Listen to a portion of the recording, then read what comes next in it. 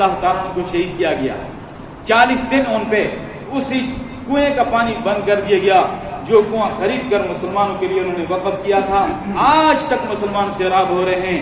اور اسی مسجد نبی شریف کے دروازے ان پہ بند کر دیے گئے جس مسجد کی توسیع انہوں نے اپنی ذاتی سرمایہ سے کی. اسی قرآن کے اوراق پہ ان کا خون گرا جس قرآن پر کو محبت سے عقیدت سے انہوں نے جمع کیا تھا اور امت کو ایک قرت پہ جمع کیا تھا. انہوں نے 3 جھوٹی افواہیں عام کر دی اور ایک جو ہے سازش تیار کی. وہ 3 باتیں یہ تھی کہ یہ اپنے رشتہ داروں کو نوازتے ہیں, بڑے بڑے لوگوں کو عہدوں سے معزول کر دیا ہے, اور عثمان غنی رضی اللہ عنہ نے قرآن جو ہے تو زید بن ثابت رضی اللہ تعالیٰ عنہ والا نسخہ جو ہے اس کے علاوہ سارے نسخے جلا دیے ہیں. یہ 3 سازشیں انہوں نے تیار کی, جھوٹی افواہیں تیار کی, اور لوگوں نے جناب میری جب جھوٹی افواہ آتی ہے تحقیق لوگ بعد میں کرتے ہیں اور اس پہ عمل درآمد پہلے شروع کر دیتے ہیں. جس طرح کئی دفعہ ایسی جھوٹی بات عام ہو جاتی ہے, کسی شخص کو پکڑ کے مار دیا جاتا ہے. جب انکوائری ہوتی ہے, تحقیق ہوتی ہے تو پتہ چلتا ہے کہ اصل حقیقت کچھ اور تھی. یہ جھوٹی افواہیں اور یہ سازش بعض لوگوں کے خواہش کی تکمیل ہوتی ہے. اس طرح کوئی جھوٹی بات سنتے ہیں بغیر تحقیق کے جناب اس کو کھلانے کی کوشش کرتے ہیں اور ان کی دل کی اور مرضی کی بات ہوتی ہے, ان کی خواہش کے مطابق ہوتی ہے, اس کو دوسروں تک پہنچاتے ہیں. اس لیے فرمایا جھوٹی افواہ پہ کبھی بھی کان نہ دھرو. عثمان غنی رضی اللہ عنہ پہ یہ الزام لگایا. وہ اپنے رشتہ داروں کو نہیں سارے مسلمانوں کو نوازتے تھے. وہ اتنے سرمایہ دار اور مالدار تھے کہ ان کا لقب غنی تھا. انہیں کیا ضرورت تھی بیت المال سے جناب علی جو ہے رقم لے کر اپنے رشتہ داروں کو نوازتے. جہاں تک جو ہے تو یہ بات کہ انہوں نے الحمدللہ وکفا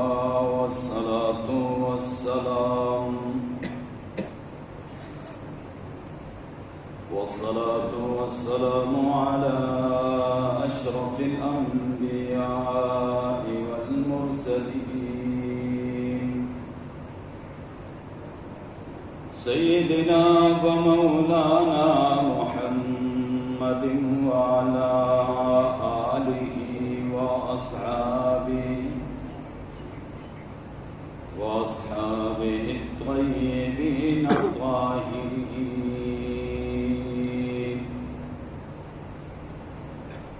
أما بعد فأعوذ بالله من الشيطان الرجيم.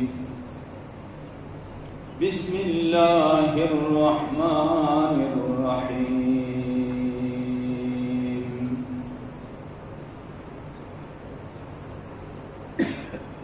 لقد رضي الله عن المؤمنين إذ يبايعونك تحت الشجرة فعلم ما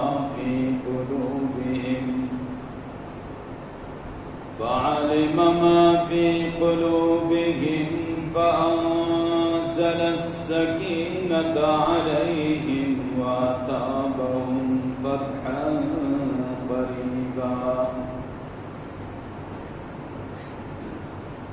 وقال النبي صلى الله عليه وسلم إن لكل نبي رفيق ورفيقي في الجنة عثمان. وقال النبي صلى الله عليه وسلم إن الله جعل الحق على لسان عمر وقلبه. وقال النبي صلى الله عليه وسلم لو كان بعدي نبي لكان عمر أو كما قال عليه الصلاة والسلام. صدق الله مولانا العظيم وصدق رسوله النبي الأمي الأمين الكريم. ونحن على ذلك لمن الشاهدين والشاكرين والحمد لله رب العالمين. إن الله وملائكته يصلون على النبي يا أيها الذين آمنوا صلوا عليه وسلموا تسليما. سوادرات درود شریف. اللهم صل على محمد وعلى آل محمد كما صليت على إبراهيم وعلى آل إبراهيم إنك حميد مجيد. اللهم بارك على محمد وعلى آل محمد كما باركت على إبراهيم وعلى آل إبراهيم إنك حميد مجيد. يا رب صل وسلم دائما أبدا على حبيبك خير الخلق كلهم. هو الحبيب الذي ترجى شفاعته لكل حول من الأهوال مقتحم. نہایت ہی قابل عزت احترام دوستو بزرگوں، آج ماہ ذوالحج کا آخری جمعہ ہے اور اس کے ساتھ اسلامی سال کا بھی آخری جمعہ ہے. چونکہ ذوالحج اسلامی سال کا آخری مہینہ ہے اور اس کے بعد محرم الحرام کا آغاز ہونے والا ہے.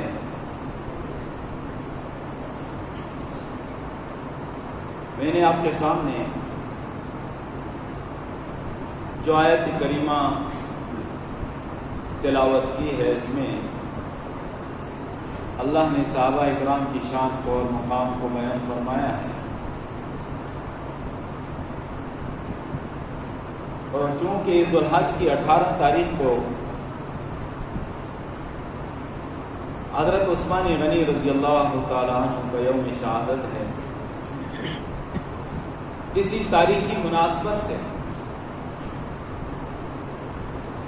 گزشتہ جمعے میں آپ کے سامنے حضرت عثمان غنی رضی اللہ تعالیٰ عنہ کی شان اور ان کا مقام اور ان کی سیرت کا بیان آپ کے سامنے رکھا مختصر. اس موضوع کو تکمیل کی طرف بڑھاتے ہوئے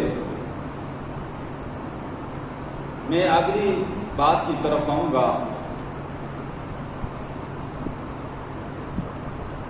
کہ یکم محرم الحرام کو حضرت عمر فاروق رضی اللہ تعالیٰ عنہ کا یوم شہادت ہے اور 10 محرم الحرام کو شہدائے کربلا کا وہ سانحہ پیش آیا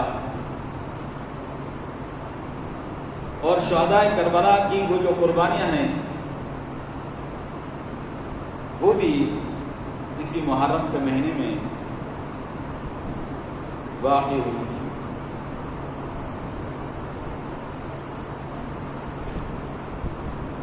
اسلام کا جو کیلنڈر ہے اور اسلامی جو سال ہے اس کا آخری مہینہ جو ہے اس میں بھی شہادت ہے اور صحابہ اکرام کی قربانیاں ہیں. جس طرح کہ میں نے عرض کیا کہ حضرت عثمان غنی رضی اللہ تعالیٰ عنہ کا یوم شہادت 18 ذوالحج ہے. تو اسلامی سال کا جو پہلا مہینہ ہے اس کی پہلی تاریخ کو بھی حضرت عمر فاروق رضی اللہ تعالیٰ عنہ کا یوم شہادت. تو گویا کہ سال کا آخری مہینہ اور سال کا پہلا مہینہ اس میں شہادتیں ہیں اور قربانیاں ہیں اور صحابہ اکرام نے اپنی جانوں کے نذرانے پیش کیے دین اسلام کے لیے. دین اسلام کا یہ جو شجر ہے، اس کی آبیاری پانی کے ساتھ نہیں، مسلمانوں نے اپنے خون کے ساتھ کی.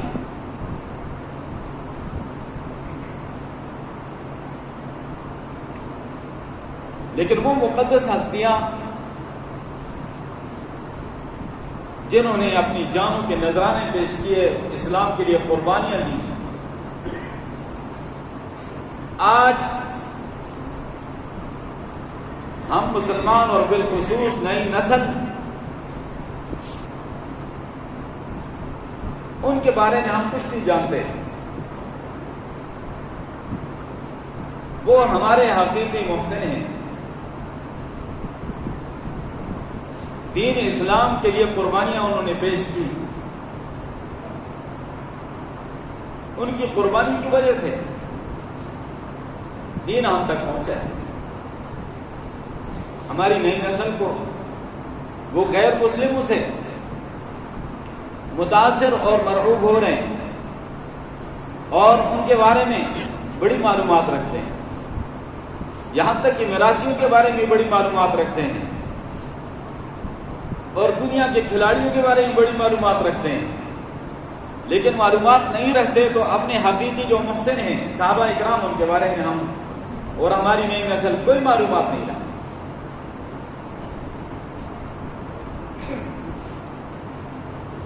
حالانکہ وہ ہستیاں ہیں جنہوں نے قربانیاں دے کر دین اسلام ہم تک پہنچایا.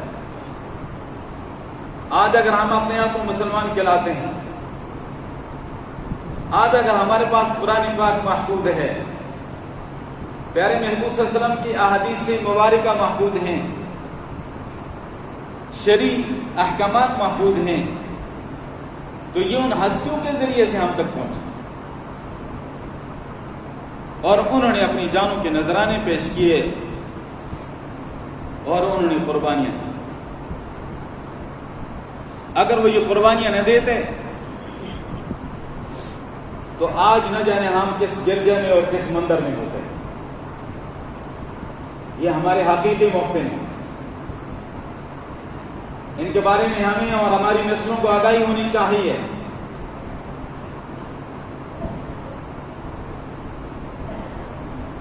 اور صحابہ کا مقام اور مرتبہ، اس کے بارے میں ہمیں معلومات ہونی چاہیے. صحابہ اکرام کی فضیلت کو اور ان کے مقام اور مرتبے کو جاننا ہو تو قرآن حدیث کو اٹھاؤ، تمہیں معلوم ہو جائے گا کہ ان کا کتنا بلند مقام ہے، کتنی بلند شان ہے. تاریخ کے آئینے میں صحابہ اکرام کی فضیلت کو نہ دیکھنا. تاریخ میں مختلف ایسے ادوار آئے جن میں مختلف قسم کے لوگ جنہوں نے تاریخ میں ملاوٹی کی. تاریخ ایک خبر ہے، خبر کے بارے میں اصول اور ضابطہ ہے کہ الخبر یحتمل الصدق والکذب. خبر جو ہے اس میں سچائی اور جھوٹ کا احتمال ہوتا ہے. لیکن اگر صحابہ اکرام کے کردار کو آپ قرآن کے اوراق میں دیکھو گے، احادیث مبارکہ میں دیکھو گے، تب آپ کو پتہ چلے گا. آج قرآن و حدیث کو چھوڑ کر تاریخ کے اوراق میں اگر تم صحابہ اکرام کے مقام کو دیکھنا چاہو گے تو وہاں پر بڑی خیانتیں ہوئی ہیں. ایک صحابی کا کیا مقام ہے، کیا شان ہے. ایک منٹ کا صحابی، یعنی جس کو ایک منٹ کے لیے پیارے محبوب صلی اللہ علیہ وسلم کی صحبت ایمان کی حالت میں دائرہ نصیب ہو گئی ہے. ایک منٹ کے لیے پیارے محبوب صلی اللہ علیہ وسلم کا دیدار کر لیا ہے، پیارے محبوب صلی اللہ علیہ وسلم کی مجلس نصیب ہو گئی ہے، یا پیارے محبوب صلی اللہ علیہ وسلم کے پیچھے نماز کی ادائیگی کا ایک لمحہ بھی نصیب ہو گیا ہے، ایک رکن بھی نصیب ہو گیا ہے. اس کا مقام اتنا بلند ہو گیا، اتنا بلند ہو گیا کہ ساری دنیا کے कुतुब और अब्दाल, गौस, औलिया अल्लाह, सुलहा, सारी दुनिया के इकट्ठे हो जाए, इन हस्तियों की आजमत को हम सलाम पेश करते हैं। और ये नेक लोग और औलिया अल्लाह ये हमारे सरों के ताज हैं, इनका बुलंद मुकाम और मर्तबा है। लेकिन एक मिनट का जो सहाबी है, ये अपनी फजीलतों के बावजूद, इस बुलंद मुकाम के बावजूद, इस अजमत के बावजूद और फजीलत के बावजूद, इस तक़वा और इखलास के बावजूद, एक मिनट के सहाबी के दर्जे को ये नहीं पा सकते, एक मिनट के सहाबी के मकाम को ये नहीं पहुंच सकते। इतनी आजमतों और फजीलतों के बावजूद क्यों नहीं पहुंच सकते? एक मिनट के सहाबी के मुकाम को और उसके मर्तबे को ये नहीं पा सकते, इस वजह से कि वो सहाबी और दीगर सहाबा इकराम जिन्होंने प्यारे महबूब सल्लल्लाहु अलैहि वसल्लम का जिन आंखों से दीदार किया है, ज़ियारत की है, ये मुकद्दस हस्तियां और नेक लोग वो आंखें कहां से लाएंगे? जिन कामों से उन्होंने प्यारे महबूब सल्लल्लाहु अलैहि वसल्लम के इरशादात सुने, ये नेक लोग और सलाहा लोग वो काम कहां से लाएंगे? जिन हाथों से उन लोगों ने प्यारे महबूब सल्लल्लाहु अलैहि वसल्लम से मुसाफा किया है, ये अपनी आजमतों के बावजूद वो फजीलत वाले हाथ कहां से लाएंगे? और जो मजलिस उनको प्यारे महबूब सल्लल्लाहु अलैहि वसल्लम के नसीब हुई है, ये अपनी आजमतों और फजीलतों के बावजूद वो मजलिस कहां से लाएंगे? जो नमाज़ें उन्हें प्यारे महबूब सल्लल्लाहु अलैहि वसल्लम की इब्तिदा में नसीब हुई हैं, ये अल्लाह के नेक लोग, सारी दुनिया के सुलहा अपनी आजमतों और फजीलतों को और तक़वा और इखलास के बावजूद वो नमाज कहां से लाएंगे?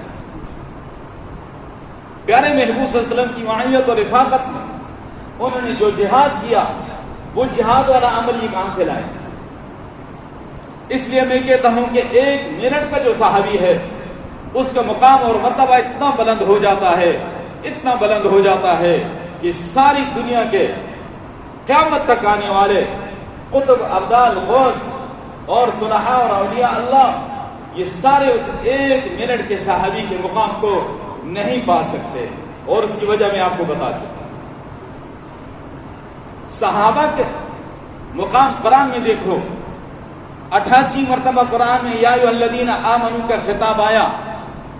अव्वलीन मुखातब इसके सहाबा इकराम, सबसे पहले अल्लाह ने उन्हें या अय्युहल्लज़ीना आमनू कहकर मुखातब किया है। उनसे बड़ा ईमान वाला कोई हो सकता है? जिन्हें अल्लाह खुद 88 मरतबा कहता है या अय्युहल्लज़ीना आमनू, और अल्लाह तबारक व तआला ने बराह रास्त उनको मुखातब करके फरमाया कि कुंतुम खैर उम्मह, तुम बेहतरीन उम्मत हो। इसके अवलीन मुखातब सहाबा इकराम, और अल्लाह ने बराह रास्त उनसे फरमाया व कज़ालिका जअलनाकुम उम्मतन वसतन लितकूनु शुहदाअ अलन नास। अल्लाह फरमाते हैं, ए सहाबा इकराम की जमात, मैंने तुमको उम्मत वसत बनाया ताकि क़यामत के दिन सारी उम्मतों पे तुम गवाह हो जाओ। व यकून रसूल अलैकुम शहीदा, और रसूल करीम सल्लल्लाहु अलैहि वसल्लम तुम पे गवाह हो। अल्लाह तबारक व तआला ने उन्हें उलाइका हुमुल मुफ्लिहून, उलाइका हुमुस सादिकून का खिताब अता किया। अल्लाह ने उनको रज़ियल्लाहु अन्हु व रज़ू अन्हु अपनी रजा का दायमी सर्टिफिकेट अता किया, और ये परवाना अता किया कि अल्लाह फरमाते हैं मैं उनसे राजी हो चुका और वो मुझसे राजी हो। जब अल्लाह राजी हो गया तो मखलूक का, अब इंसानों का इसमें कोई काम नहीं और कोई अमल दखल नहीं है कि उन पे उंगली उठाएं या उन पे कीचड़ उठाएं। अल्लाह फरमाते हैं मैं राजी हो चुका। अल्लाह जिससे राजी होता है ना, तो अल्लाह फिर राजी होता है। एक होना मेरा राजी होना, एक है आपका राजी होना, इसकी कोई हैसियत नहीं। इंसानों का एक दूसरे से राजी होना, इसकी कोई हैसियत नहीं। हमें आने वाले कल का पता नहीं, آنے والے حالات کا پتہ نہیں، کل کلام کیا حالات پیش آتے ہیں، کیا معاملات پیش آتے ہیں، ہماری ناراضگی کا یا راضی ہونے کا کوئی اعتبار نہیں ہے، ہمیں آنے والے لمحات کا پتہ نہیں، آنے والے اوقات کا پتہ نہیں، لیکن اللہ جس سے راضی ہوتا ہے تو راضی ہوتا ہے۔ اللہ مستقبل کا دانائے حقیقی ہے، اللہ کو معلوم ہے کہ یہ مجھے ناراض نہیں کریں، اللہ ان سے راضی ہو۔ عثمان غنی رضی اللہ تعالیٰ عنہ کا انتقام لینے کے لیے اس درخت کے نیچے جب بیعت لی پیارے محبوب صلی اللہ علیہ وسلم نے، تو ایک عثمان غنی پہ 1400 جانثاروں نے اپنی جانیں قربان کرنے کے لیے بیعت کی، اور اللہ نے اس کا قرآن میں ذکر کر دیا کہ لقد رضی اللہ عن المؤمنین اذ یبایعونک تحت الشجرہ فعلم ما فی قلوبہم فانزل السکینۃ علیہم، بے شک اللہ ایمان والوں سے راضی ہو چکا جب اس درخت کے نیچے بیٹھ کر آپ کے دست کے اقدس میں وہ بیعت کر رہے تھے عثمان غنی رضی اللہ تعالیٰ عنہ کا انتقام لینے کے لیے، اور افواہ یہ پھیلی کہ وہ مکے میں تشریف لے گئے، مشرکین مکہ نے ان کو شہید کر دیا، پیارے محبوب کے قاصد بن کر، پیارے محبوب کے سفیر بن کر گئے، اور انہوں نے جب قید کیا تو معلوم ہوا کہ شہید کر دیا گیا۔ جب بیعت لے چکے تو پتہ چلا کہ نہیں، یہ جھوٹی افواہ تھی، اور وہ صحیح سلامت اور عافیت سلامتی کے ساتھ واپس بھی آ گئے، ان کی طرف سے پیارے محبوب صلی اللہ علیہ وسلم نے بیعت بھی فرما لی۔ مدینہ طیبہ میں ان کی سخاوت کا پہلا قطرہ جو تھا وہ بیر عثمان کے نام سے، وہ کنواں جو بیر روما کے نام سے تھا، خرید کر مسلمانوں کے لیے وقف کیا، اور مسلمان اس سے سیراب ہوئے، اور آج تک سیراب ہوئے۔ آج بیر عثمان کے نام سے وہ کنواں موجود ہے، اور مزرعہ عثمان کے نام سے وہ باغات موجود ہیں۔ آج بھی عثمان غنی رضی اللہ تعالیٰ عنہ کا فیض جاری اور ساری۔ پیارے محبوب صلی اللہ علیہ وسلم اپنی ایک بیٹی کا نکاح کیا، جب وہ وفات پا گئی اللہ کی قضا سے اور رضا سے، تو عثمان پریشان تھے۔ صحابہ کرام نے کہا کہ کیوں پریشان ہو، آپ کا اور نکاح کرا دیتے ہیں۔ فرمانے لگے نہیں، مجھے اس بات کی فکر نہیں ہے، پیارے محبوب صلی اللہ علیہ وسلم کے ساتھ میری جو نسبت تھی، پیارے محبوب میرے سسر اور میں ان کا داماد تھا، وہ نسبت ختم ہو گئی ہے، اس وجہ سے پریشان ہوں۔ پیارے محبوب صلی اللہ علیہ وسلم نے اپنی دوسری بیٹی کا نکاح کر دیا، عثمان غنی رضی اللہ تعالیٰ۔ یہ پیارے محبوب کا انتخاب تھا، پیارے محبوب کا اعتماد تھا۔ آج کا مسلمان کتنا کیا گزرا کی نہ ہو، جب تک اپنے ہونے والے داماد کے کردار سے مطمئن نہیں ہوگا، گفتار سے مطمئن نہیں ہوگا، اس کی اچھائیوں برائیوں کو نہ دیکھ لے گا، کتنا کیا گزرا کی نہ ہو، اپنی بیٹی کسی کے نکاح میں دینے کے لیے تیار نہیں ہو سکتا۔ پیارے محبوب صلی اللہ علیہ وسلم نے حضرت عثمان کے کمالات کو دیکھا، حضرت عثمان کے تقوی اور اخلاص کو دیکھا، ان کی حیا کو دیکھا، ان کی سخا کو دیکھا، تو پیارے محبوب صلی اللہ علیہ وسلم نے اپنی بیٹی ان کے نکاح میں کی۔ وہ وفات پا گئی تو دوسری بیٹی کی۔ اللہ کی شان کہ حضرت عثمان غنی رضی اللہ تعالی عنہ کے نکاح میں حضور پاک صلی اللہ علیہ وسلم کی دوسری بیٹی بھی فوت ہو گئی۔ قیامت تک آنے والے بیٹی کو پیغام دے گئی کہ جو بیٹی بیاہ کر اپنے سسرال چلی جائے تو پھر وہاں سے اس کا جنازہ ہی اٹھنا چاہیے۔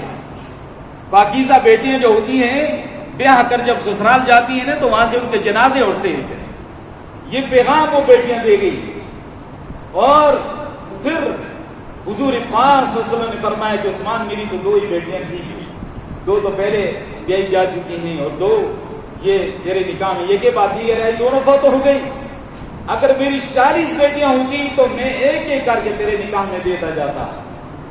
اتنا بڑا اعتماد آج عثمان پہ جو انگلی اٹھاتا ہے وہ پیارے محبوب کے انتخاب پہ انگلی اٹھاتا ہے، پیارے محبوب صلی اللہ علیہ وسلم کے اعتماد پہ انگلی اٹھاتا ہے، اور جو پیارے محبوب کے انتخاب اور اعتماد پہ انگلی اٹھائے تو وہ مسلمان ہی نہیں ہو سکتا۔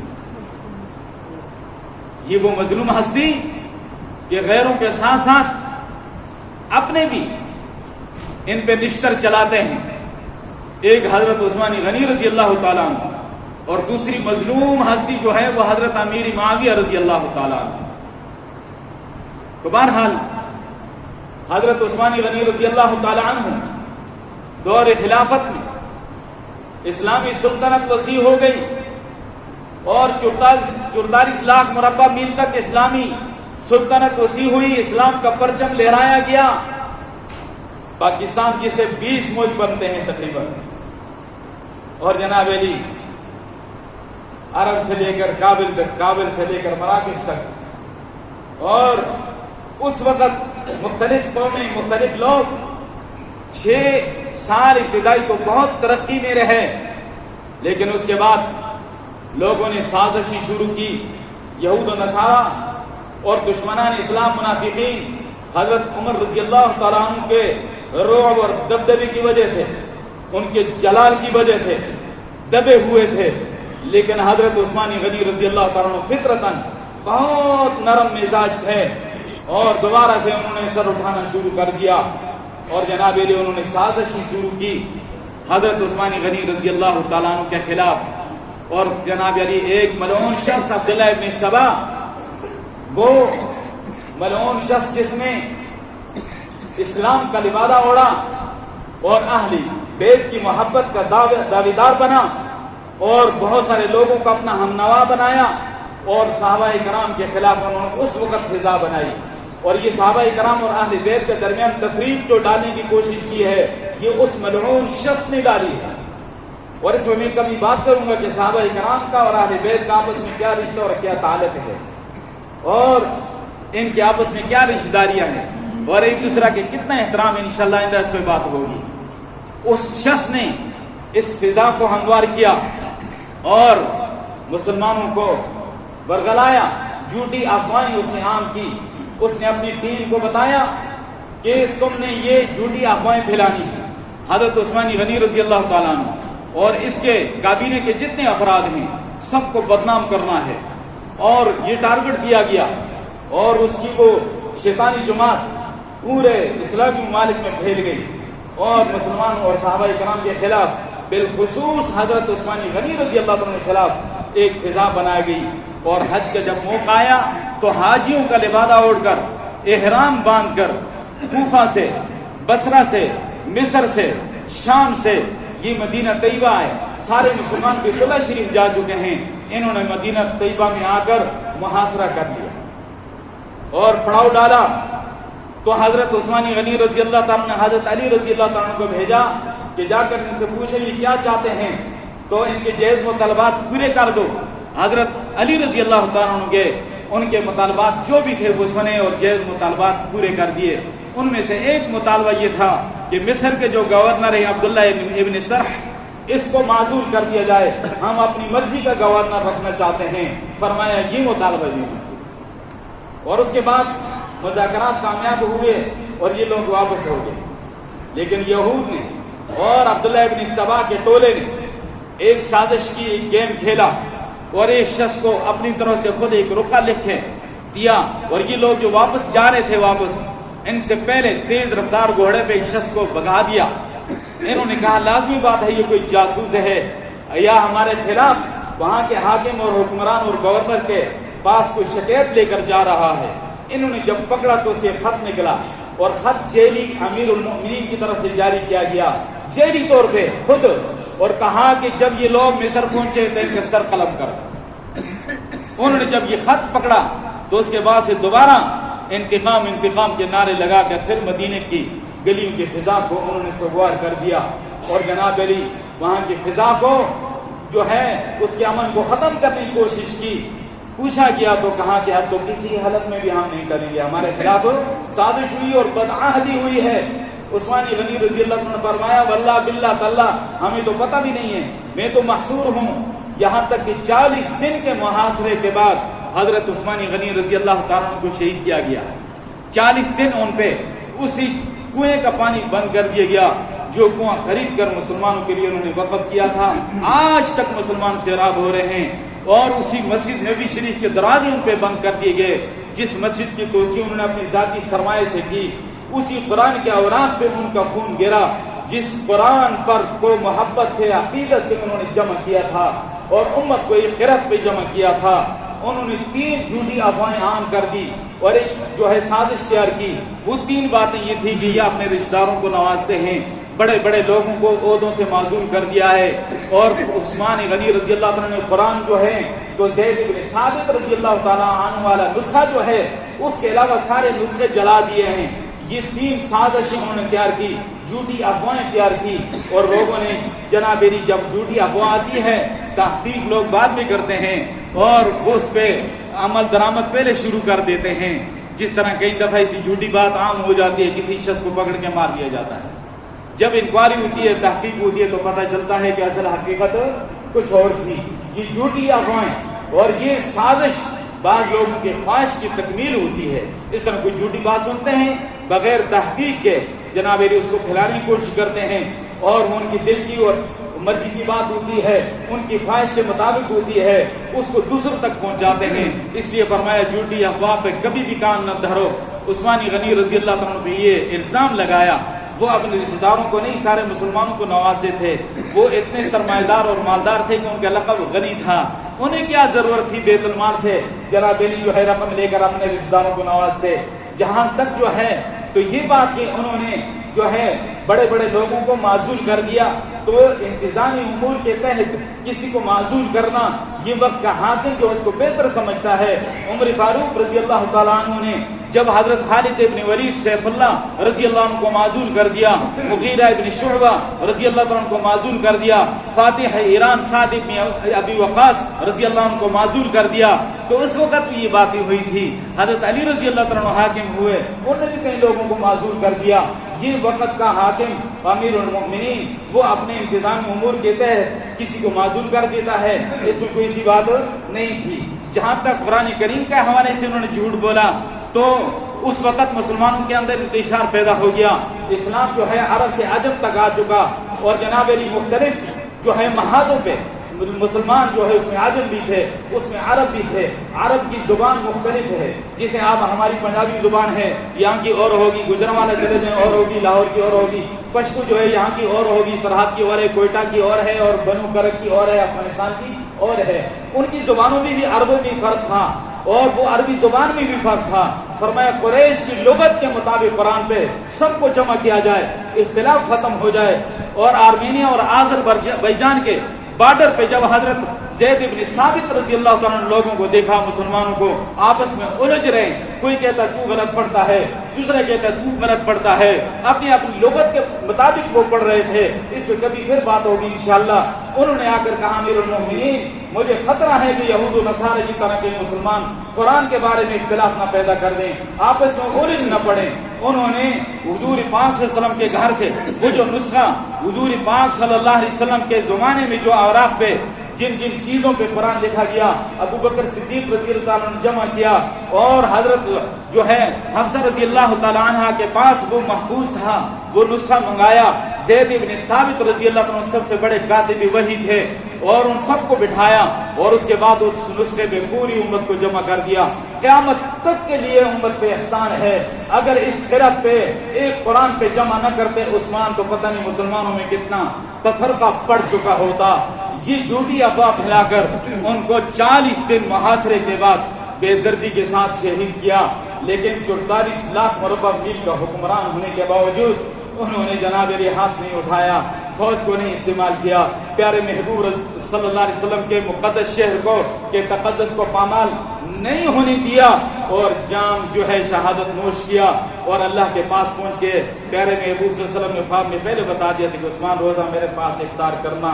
اور جناب علی انہوں نے روزے کی حالت میں اور سینکڑوں درجنوں جناب علی غلام آزاد کیے. قرآن کی تلاوت کرتے کرتے وہ اللہ کے پاس پہنچ گئے. تو انشاءاللہ عثمان غنی رضی اللہ تعالیٰ کے جناب علی شہادت کے حوالے سے اس موضوع کو میں نے اختصاراً جو آپ کے سامنے رکھا. آگے حضرت عمر فاروق رضی اللہ تعالیٰ عنہ، حضرت حسین رضی اللہ تعالیٰ عنہ کی شہادت کے بارے میں انشاءاللہ آپ کو بتاؤں گا. اس پہ چند اشعار عرض کر سکتا ہوں. دونوں مغفور مرحوم عثمان حسین. آپ کو معلوم ہونا چاہیے ان کا باڈی گارڈ حضرت حسن اور حسین تھے. ان کے دروازے پہ باڈی گارڈ حسن اور حسین تھے. اپنے چچا سے سبق سیکھا اور کربلا میں جا کے دہرایا. اس لیے یہ اشعار میں نے مناسب سمجھے. دونوں ہی مغفور مرحوم عثمان و حسین، دونوں صابر دونوں ہی مظلوم عثمان و حسین، کس قدر یکسانیت ہے ان دونوں کے مابین، کس قدر یکسانیت ہے ان دونوں کے مابین، ایک ذوالنورین ہے اور ایک نور العین، حیا میں کامل، صفا میں کامل، وفا میں کامل، رضا میں کامل، نبی کا اطاعت شعار عثمان، نبی کے خدمت گزار عثمان، نبی کے دوہرے داماد و دوست عثمان، علی کے ہم صرف یار عثمان۔ اللہ ایک مقدس ہستیوں کی محبت ہمیں نصیب فرمائے۔ واخر دعوانا